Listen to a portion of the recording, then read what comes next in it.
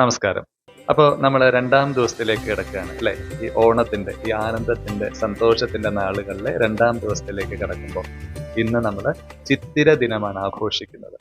ചിത്തിര പൂക്കളം എന്ന് തന്നെയാണ് ഇതിന് പറയുന്നത്. ഇന്നലെ നമ്മൾ അത്തപ്പൂക്കളം ഒരുക്കിയപ്പോൾ അവിടെ നമ്മൾ ഉപയോഗിച്ചത് ഏറ്റവും പ്രിലിമിനറി ആയിട്ടുള്ള കാര്യങ്ങളാണ് തുടങ്ങിയത് അല്ലേ? മുക്കുറ്റിപ്പൂവ് ഗണപതി ഭഗവാനെ പ്രാർത്ഥിച്ചുകൊണ്ട് വെച്ചു. ചെറിയൊരു പൂക്കളം ഇട്ടു. ഒറ്റനിര പൂക്കളം എന്നാണ് പറയുന്നത്. അത് കഴിഞ്ഞ് രണ്ടാം ദിവസത്തിലേക്ക് കിടക്കുമ്പോൾ കുറച്ചും കൂടെ അതിന് മാറ്റങ്ങൾ വരുന്നുണ്ട്. ഇങ്ങനെ തന്നെ എന്ന് യാതൊരു വിധിയുമില്ല കേട്ടോ. പലയിടത്തും ദേശകാലങ്ങൾക്കനുസരിച്ച് ഈ വിധികൾക്കൊക്കെ വ്യത്യാസം ഉണ്ടാവും. ഞാൻ കഴിഞ്ഞ ദിവസം പറഞ്ഞു യൂണിറ്റി ഇൻ ഡൈവേഴ്സിറ്റി. ഓരോ സ്ഥലങ്ങളിലും വ്യത്യസ്തമായ ഉപചാരങ്ങളോട് കൂടിയാണ് ഓരോ ആഘോഷങ്ങളും നടത്തുന്നത്. അപ്പോൾ ആ സ്ഥലത്തിന്റെ സംസ്കാരവും അവിടുത്തെ ഒരു പരിതസ്ഥിതിയും ഒക്കെ ഇവിടെ എന്ത് ചെയ്യുന്നുണ്ടാവും, ഈ ആഘോഷങ്ങളെയൊക്കെ സ്വാധീനിക്കുന്നുണ്ടാവും.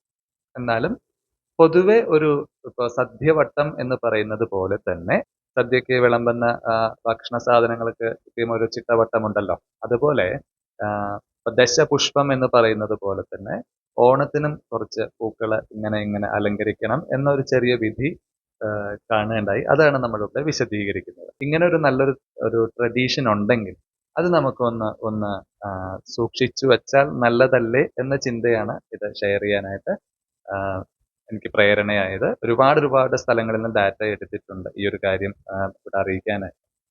അപ്പോൾ നമ്മൾ വീണ്ടും തിരിച്ചു വരികയാണെങ്കിൽ ചിത്തിര നക്ഷത്രമാണ്. ചിത്തിര നക്ഷത്രം എന്ന് പറയുന്നത്, ചിത്തിര എന്ന് പറയുന്ന നക്ഷത്ര സമൂഹം ഏതാണ്ട് 10-20ഓളം നക്ഷത്രങ്ങൾ ഒന്നിച്ചു കൂടി നിൽക്കുന്നത് ഭാരതീയ ശാസ്ത്രങ്ങളിൽ പറയുന്നത് ഒരു മുത്തുച്ചിപ്പിയുടെ ആകൃതി എന്നാണ് പറയുന്നത്. പക്ഷെ ശാസ്ത്രീയമായിട്ട് നമുക്ക് നോക്കുമ്പോൾ അങ്ങനെ കൃത്യമായിട്ടൊരു അടുക്കും ചിട്ടയായിട്ടൊന്നും നിൽക്കുന്നില്ല. എപ്പോഴും നമ്മുടെ ഋഷിവര്യന്മാര് കാര്യങ്ങൾ പെട്ടെന്ന് നമ്മുടെ ഉള്ളിലേക്ക് കയറാൻ വേണ്ടിയിട്ട് കാവ്യാത്മകമായിട്ട് ഇതിനെല്ലാം അവതരിപ്പിക്കാറുണ്ട്. അപ്പോൾ കാവ്യാത്മകമായിട്ട് അവതരിപ്പിക്കുമ്പോൾ അതിലൊരു ജീവൻ ഉണ്ടാവും. ആ ജീവനോടെ നമ്മൾ അതിനെ സ്വീകരിക്കുമ്പോൾ അത് ഒരിക്കലും നമ്മുടെ ഉള്ളിൽ നിന്ന് മറന്നു പോകത്തില്ല. അപ്പോൾ അങ്ങനെ ഒരു കാവ്യാത്മകത എല്ലാ കാര്യങ്ങളിലും കൊണ്ടുവന്നിട്ടുണ്ട്. ചില സമയത്ത് ഈ കാവ്യാത്മകത കുറച്ചങ്ങട് മേൽക്കൈ നേടി പോകുമ്പോഴാണ് പലപ്പോഴും നമ്മൾ അതിന്റെ പൊരുൾ മറന്നു പോകുന്നത്. അപ്പോൾ ഇവിടെ മുത്തുച്ചിപ്പിയുടെ ആ ഒരു ആകൃതിയിലാണ് ഈ ചിത്തിര നക്ഷത്ര കൂട്ടങ്ങൾ നിൽക്കുന്നത്.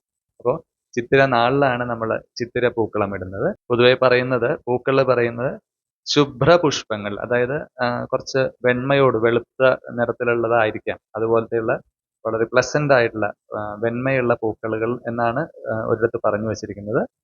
എങ്കിലും പൊതുവെ കൂടുതലും കണ്ടത് ഇങ്ങനെയാണ്. തുമ്പയും തുളസിയും മുക്കുറ്റിയും ഇതാണ് കൂടുതൽ ഉപയോഗിക്കാനായിട്ട് പറഞ്ഞിരിക്കുന്നത്. പല സ്ഥലങ്ങളിലും പല ആൾക്കാരും പറഞ്ഞു കേട്ടിട്ടുണ്ട്.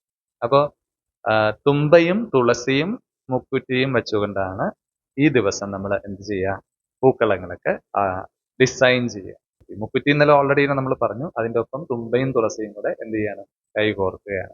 തുമ്പയും തുളസിയും ഞാൻ പിന്നീട് നോക്കിയപ്പോൾ ഈ പറഞ്ഞ ഒരു ലിസ്റ്റ് എടുത്ത് നോക്കിയപ്പോൾ ഇതില് ഒട്ടുമിക്ക പുഷ്പങ്ങളും ആയുർവേദ വിധി പ്രകാരമുള്ള ത്തിലെ ഔഷധക്കൂട്ടുകളിലൊക്കെ ഉപയോഗിക്കുന്ന പുഷ്പങ്ങളും കൂടിയാണ്. അപ്പൊ വെറുതെ ഇങ്ങനെ എടുത്തു വെക്കുകയല്ല, ഔഷധ ഗുണമുള്ള സസ്യങ്ങളെ കൃത്യമായിട്ട് കണ്ട് മനസ്സിലാക്കി അതിനെ ഈ ഒരു സ്പിരിച്വൽ ഇതിലേക്ക് സന്നിവേശിപ്പിക്കുകയാണ് ചെയ്തത്. അപ്പൊ ഒരു സൈഡില് ആരോഗ്യത്തെ പരിപാലിക്കാൻ സഹായിക്കുന്ന പുഷ്പങ്ങളും ചെടികളെയും അവിടെ നിലനിർത്തുകയായി. അതിലൂടെ നമ്മൾ ആധ്യാത്മികമായിട്ട് ഉണരുകയുമായി.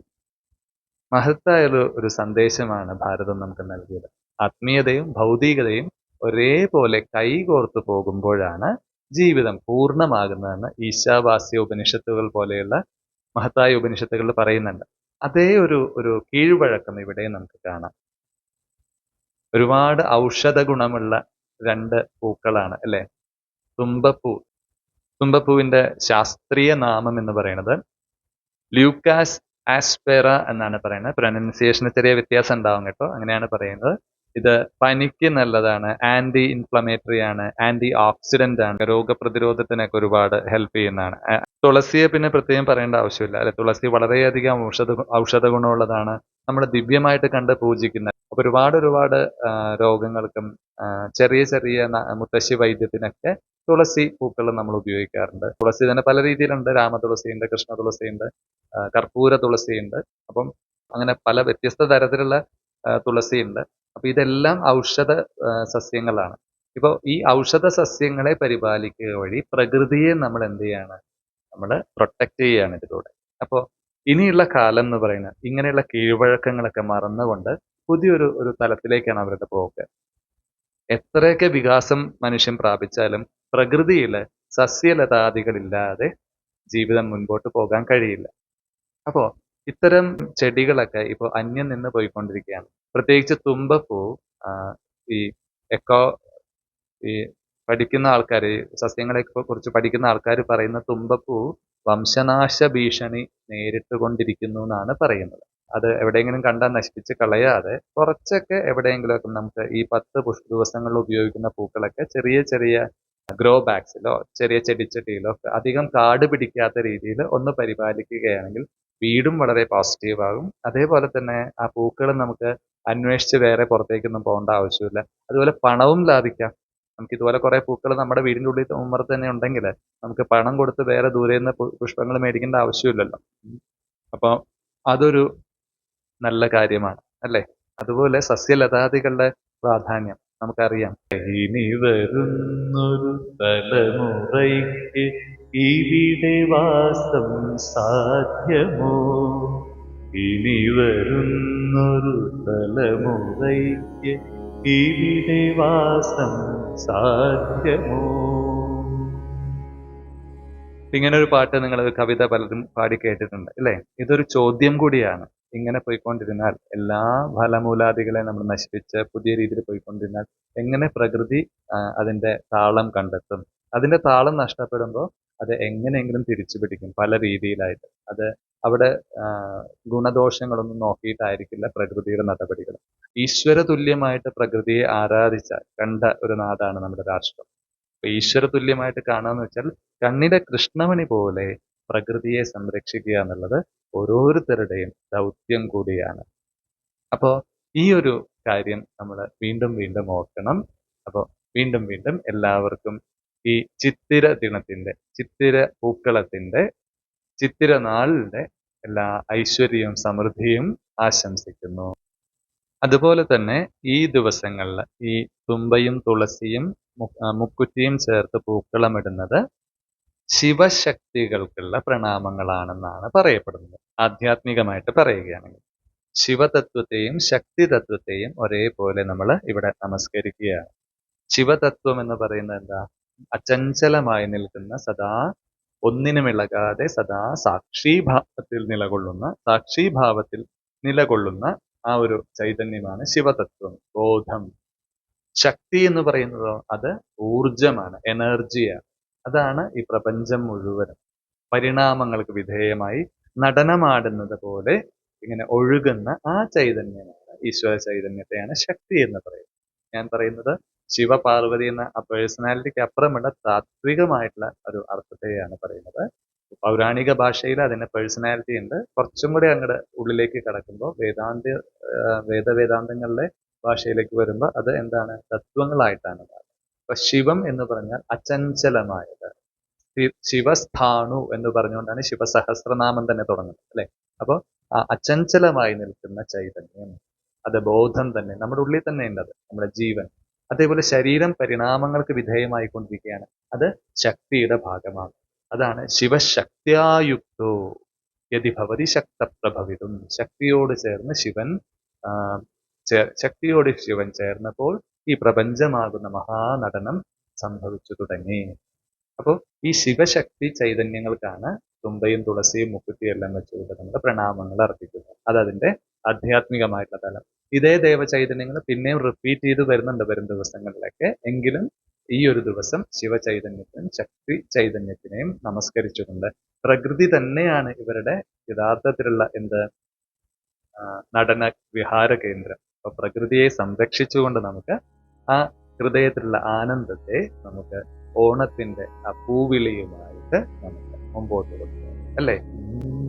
തുമ്പി പെണ്ണെ വാവാ, തുമ്പച്ചോട്ടിൽ വാവാ, തുമ്പി പെണ്ണെ വാവാ, തുമ്പച്ചോട്ടിൽ വാവാ, തുമ്പി പെണ്ണെ വാവാ, തുമ്പച്ചോട്ടിൽ വാവ ഇളവയിൽ കുങ്കുമ തളിർക്കയം കൊണ്ടു കസവു തുന്നിയ പുടവയും കൊണ്ടു നീവാ പൂവാ തുമ്പി പെണ്ണേ വാവ തുമ്പച്ചോട്ടിൽ വാവ തുമ്പി പെണ്ണേ വാവ തുമ്പച്ചോട്ടിൽ വാവ. അപ്പൊ ആ പുഷ്പങ്ങളുടെ പേരോടെ തന്നെ നമുക്ക് ആ ഓണപ്പാട്ടുകളുമായി നമുക്ക് മുമ്പോട്ട് പോകാം അല്ലേ.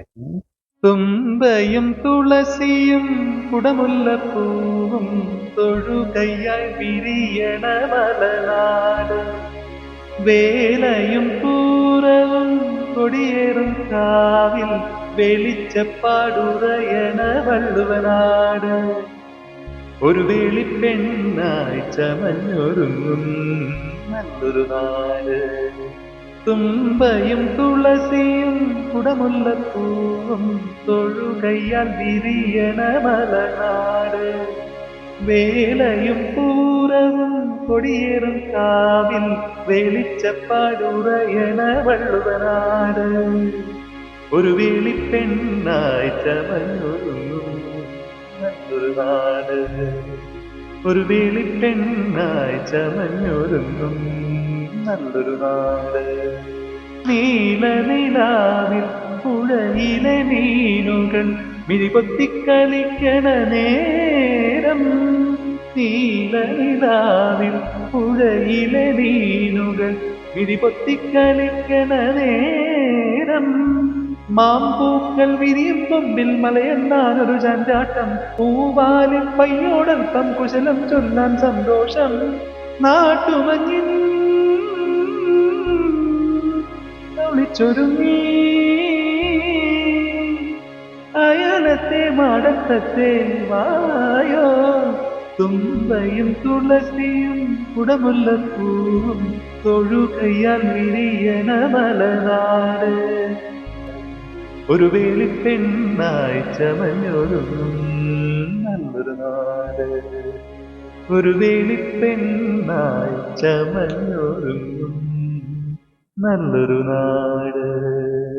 തുമ്പി പെണ്ണേ വാവ തുമ്പച്ചോട്ടിൽ വാവ തുമ്പി പെണ്ണേ വാവ തുമ്പച്ചോട്ടിൽ വാവ ഇളവയിൽ കുങ്കുമ തളികയും കൊണ്ടു കസവു നൂൽ തുന്നിയ പുടവയും കൊണ്ടു നീവാ പൂവാ ഇളവയിൽ കുങ്കുമ തളികയും കൊണ്ടു കസവു നൂൽ തുന്നിയ പുടവയും കൊണ്ടു നീവാ പൂവാ.